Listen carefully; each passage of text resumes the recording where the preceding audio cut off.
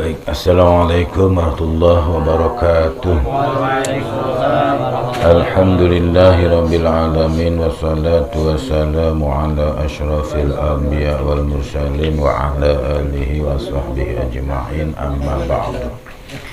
Yang saya hormati kepada Kanda Saiful, Bapak Herman selaku tuan rumah, pada rekan-rekan, adik-adik sekalian. Tentunya pada malam hari ini sepatutnya kita bersyukur kepada Allah Subhanahu wa Ta'ala.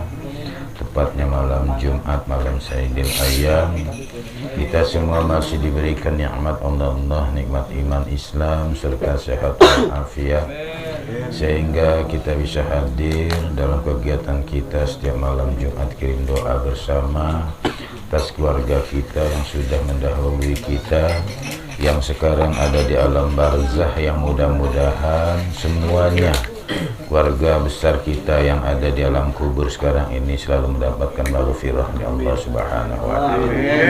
Dilapangkan alam kuburnya, dijadikannya alam kubur itu surganya, taman-taman surga, sehingga dimasukkan ke dalam surga Allah Subhanahu wa Ta'ala. Amin ya rabbal alamin.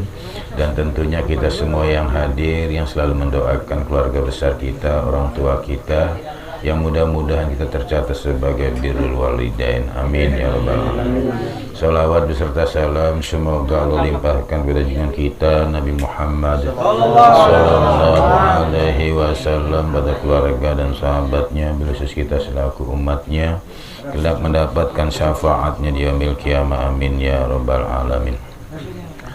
Baik Bapak sekalian, tentunya kita masuk ke makalah ke-10. A'udzubillahi minasyaitonirrajim. Bismillahirrahmanirrahim. An ba'diz zuhadi. Sebagian ulama juhud, ingat ulama juhud ini termasuk ulama-ulama yang sudah bosan, yang sudah tidak terpengaruh dengan dunia. Ini namanya ulama juhud. Dia lebih banyak cenderung ke akhirat dibanding dengan dunia. Nah, orang-orang seperti mereka, ulama-ulama ahli juhud ini mereka hampir rata-rata keyakinan mereka itu sudah 100% terhadap Allah Subhanahu wa Ta'ala.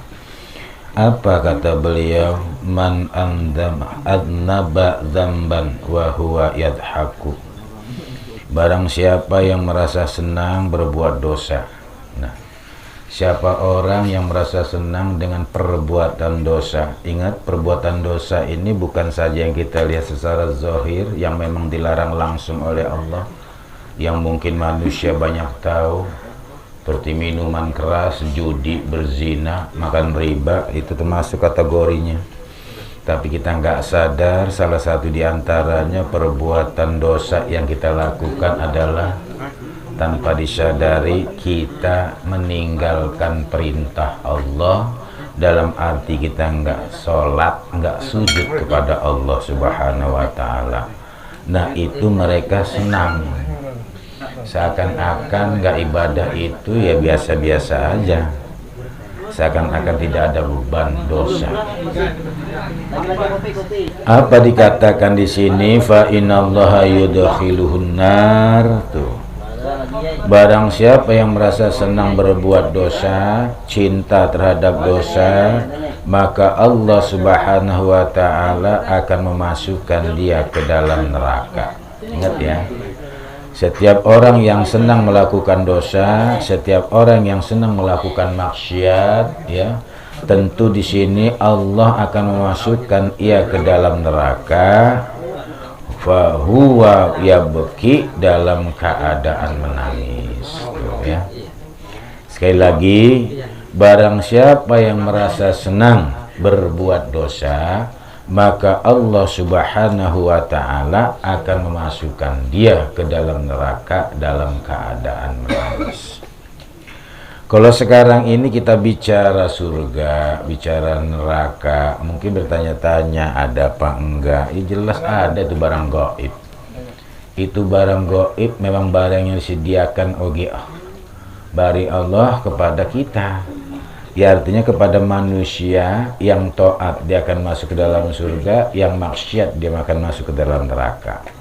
Wa man ata'a wa huwa yabki, begitu juga dan barang siapa yang merasa menangis karena taatnya kepada Allah Subhanahu wa taala. Nah, ini kembali lagi Bapak-bapak sekalian, sebab orang kalau sudah taatnya kepada Allah Subhanahu wa taala sampai-sampai dia itu mengeluarkan air mata sampai menangis, ya, kita mah belum sampai ke sana, ya.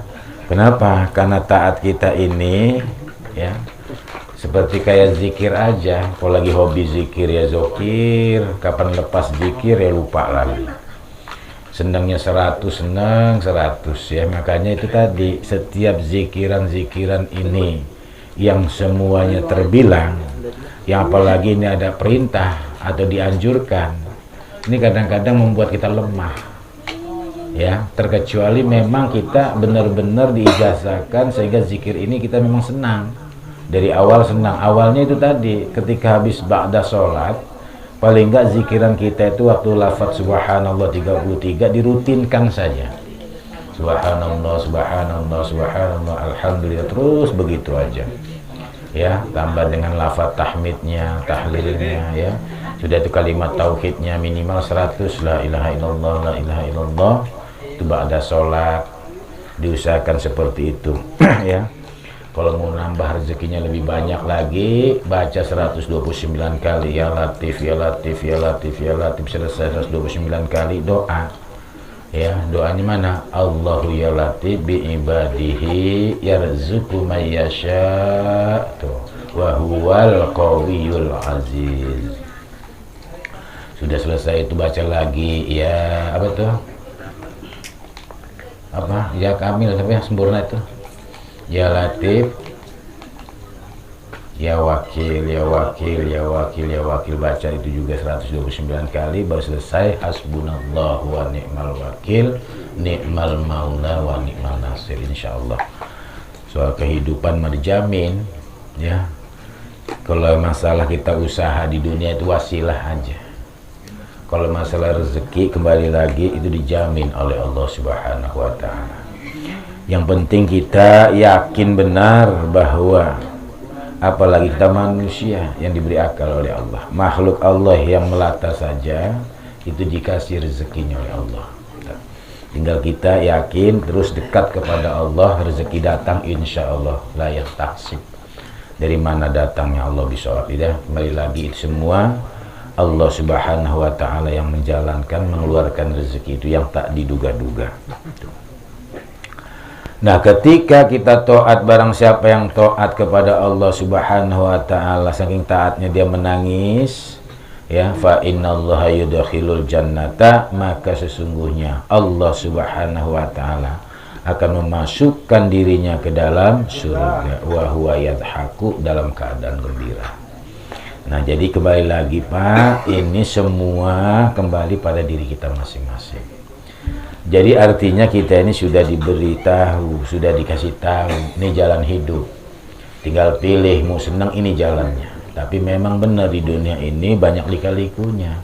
Setiap kita mau taat, setiap kita mau berbuat baik, setiap kita mengajak orang baik, ini perlu perjuangan. Gak semua orang senang, gak semua orang mau nerima. Cuman minimal kita cari teman, sahabat itu kalau bisa sahabat dunia akhirat. Jadilah cari teman itu kalau bisa sahabat yang bisa menangis, jangan ketawa doang di dunia ini, ya.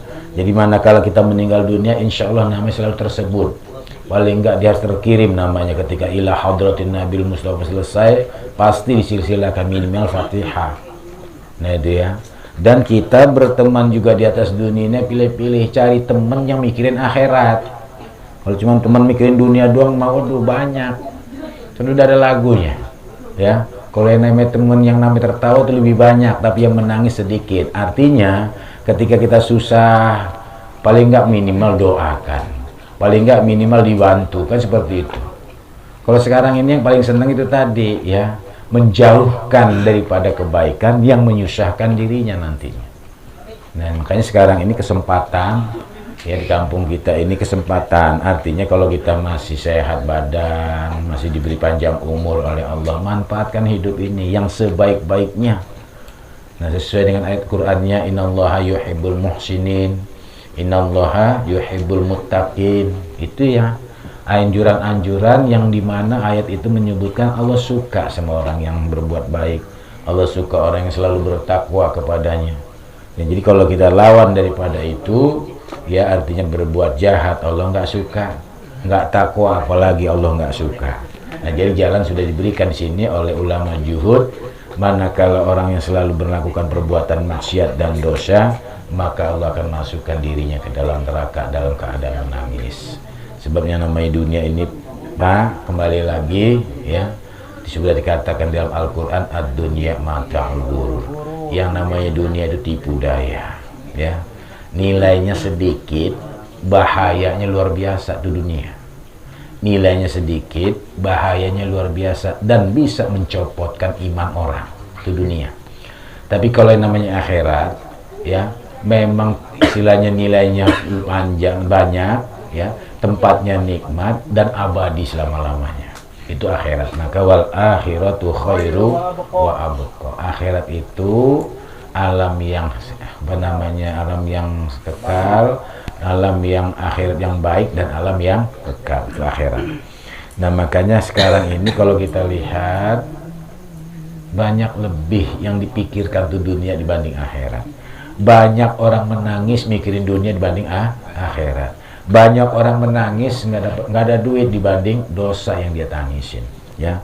Nah, makanya kita ini sekarang ini menangis, mengintrospeksi diri aja lah, ya. Kalau memang kita ini banyak kekurangan, ya sudah. Artinya kalau memang banyak kekurangan kita, mungkin nilai ibadah kita di hadapan Allah, dulu-dulunya kita meninggalkan sholat, setelah kita ngaji tahu bahwa yang namanya qada sholat dilaksanakan, wajib hukumnya kerjakan, ya. Jangan kita sudah tahu kodoknya banyak, sudah ngaji, nggak sholat juga. Ya, sholat ketemunya aja, nggak boleh begitu. Ya, Allah menurunkan ini kembali kepada Nabi kita, perintah Isra wal Mi'raj ini 5 waktu, ya 5 waktu. Jangan tawar-tawar lagi, sudah sedikit itu. 5 waktu itu sudah sedikit, tinggal waktunya memang sulit. Bagi orang-orang itu memang berat, Pak, untuk melaksanakan sholat itu. Ya, kenapa? Karena meninggalkan dunia seakan-akan hilang besar itu. Kalau bisnis hilang besar namanya. Kalau meninggalkan dunia itu, padahal dipikir-pikir siang banting tulang tiap malam pagi begitu, keadaan hidup seperti itulah. Mana ada? Justru yang menyenangkan batin kita ini karena kita selalu dekat dengan Allah. Ya, makanya senang aja. Dunia ini luas kata orang, kata kita malah dekat, artinya sedikit. Ya, yang kita lihat secara mata indera kita gini aja yang nyata. Kalau dunia kita lihat seperti ini, cuma sepanjang UN itulah urusan dunia. Ya, nah makanya kembali lagi, yang bisa menggembirakan kita itu karena kita selalu dekat dengan Allah Subhanahu wa Ta'ala. Insya Allah kehidupan pun terjamin, ya, yakin kepada Allah Subhanahu wa Ta'ala. Di atas dunia ma'isyah terus kita laksanakan, doa pun terus kita lakukan, ya. Karena yang namanya ikhtiar, yang namanya doa itu selalu, ya. Bagi orang Islam tuh harus, apalagi sekarang-sekarang ini, kalau kita nggak kuat-kuat, bahaya sekarang ini, ya. Aliran sesat aja pengikutnya banyak. Aliran sesat aja pengikutnya banyak. Apalagi sekarang ini kita lihat, waduh luar biasa ini, kalau nggak kuat-kuat iman mah gampang goyangnya. Iya juga, pasti ke situ nantinya, ya. Jadi itu Bapak Ibu sekalian, kembali lagi bahwasanya bahkan di dalam makalah yang ke-11 ini, an ba'dil hukama, seorang ulama hukama berkata, la tahkiru dzunuba as-sigara fa innaha fatasa'abu minhum adzunubul kibaru. Jangan sekali-kali kita meremehkan dosa-dosa kecil yang kita perbuat. Kenapa? Karena dosa-dosa kecil itu akan bercabang-cabang dan menjadi dosa-dosa besar. Nah, artinya kalau kita sudah bicara dosa kecil, kita nggak meremehkan, ya, nanti bercabang lama-lama dosa besar. Karena kita nggak mau selalu istighfar, sudah itu kita nggak mau menjalankan yang bisa menghancurkan daripada dosa kecil itu. Salah satu diantaranya wudhu, itu bisa menghancurkan dosa kecil. Salah satu diantaranya sholat yang kita lakukan, ya, 5 waktu, itu bisa menghapuskan dosa kecil. Nah, semua ibadah-ibadah sholat itu siang malam itu menghancurkan diantara keduanya. Yang siang menghancurkan dosa malam, yang malam untuk menghancurkan dosa siang. Nah subuh itulah kunci daripada, karena nggak punya dosa ada kuncinya. Nah gitu ya. Nah kembali lagi itu memang pekerjaan ibadah yang memang paling sulit ya. Nah tetapi sesulit apapun ini kembali ke badan kita ya. Semua ini harus dipaksakan. Kalau nggak dipaksakan ya tadi, kalau kita udah dengar suara azan nggak ada rasa gemetar, nggak ada rasa takut, ancong aja artinya nggak kayak nggak ada panggilan, ini bahaya ini ya. Tapi kalau kita dengan azan minimal disaut paling enggak kan gitu ya. Nah seperti Rasul mengatakan anin Nabi Sallallahu Alaihi Wasallam la saghirata ma'al israri, tidak dikatakan dosa kecil kata beliau apabila dikerjakan secara terus menerus ya. Begitupun wala kabirata ma'al istighfar, dan tidak dikatakan dosa besar manakala disertai dengan istighfar, artinya tobat. Dosa kecil bisa menjadi dosa besar manakala dilakukan terus menerus, dan dosa besar akan hilang dengan taubat kepada Allah Subhanahu wa taala. Ya mudah-mudahan kembali lagi ya merapat, kita lebih merapat mendekatkan diri kepada Allah dalam suasana sekarang ini ya, apalagi banyak gangguan sekarang ini ya. Kalau kita yang nggak sendiri yang ngeberontak, selesai kita. HP itu bisa merusak kita ya, sampai-sampai nggak sholat kita dibuat itu HP. Kalau bisa jangan sampai alat yang seperti itu masa kita kalahkan ya. Nah artinya jangan sampai kita meninggalkan sholat cuma karena faktor itu. Nah, jangan sampai sholat yang 5 waktu ditinggalkan. Usahakan selalu dalam urusan ibadah kita jangan sampai putus, sampai menunggu sampai ajal kita tiba. Kalau memang sudah selesai, Allah batas waktunya kita harus pulang, sudah ya, artinya kita sudah selesai melaksanakan tugas kita dalam arti ibadah kepada Allah. Tapi yang lebih baik lagi kita dituntut ilmu-ilmu yang lainnya agar supaya ini jangan mudah gampang terpancing dan hancur akidah kita ya. Makanya kita harus hati-hati sekarang ini ya, gampang sekali dipengaruhi. Nah makanya kita harus benar-benar merapat, mendekatkan diri, banyak-banyak ingat zikir kepada Allah Subhanahu wa taala, terutama pengajian ya. Kalau bisa selalu terus ya, di mana aja ya, artinya diadakan tiap minggu ini harus ramai kalau bisa ya. Jadi kita ini sebagai pemuda, penerus bangsa, penerus agama, ini harus kita perjuangkan terus, jangan sampai putus. Apalagi dalam sekarang ini nanti kalau kita nggak terus mengikuti pengajian-pengajian seperti ini, kita ngaji nggak bisa, pergaulan kita bingung kemana itu tadi. Kita nggak punya ilmu ini seperti orang tak asing, seperti orang kehilangan, seperti orang kalau jalan megang buntu, nggak punya wilayah ya. Kalau manakala kita nggak punya ilmu di atas dunia ini. Nah makanya perlulah ilmu ini untuk menunjang ya di dalam kehidupan kita, supaya kita ini jangan pusing.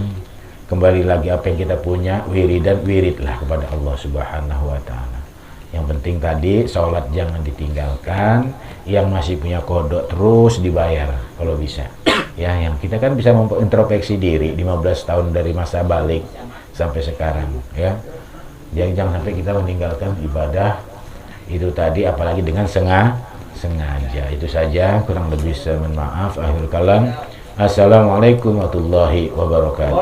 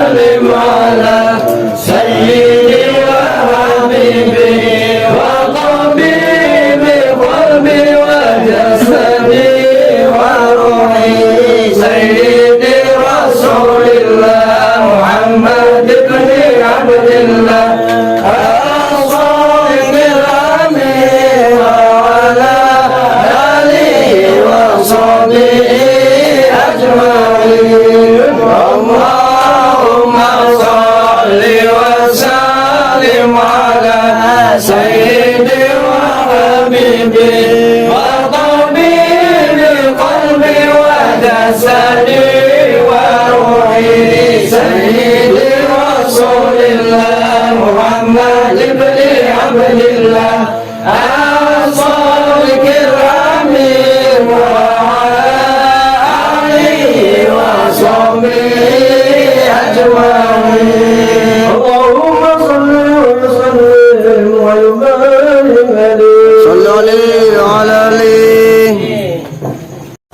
صدق الله العظيم.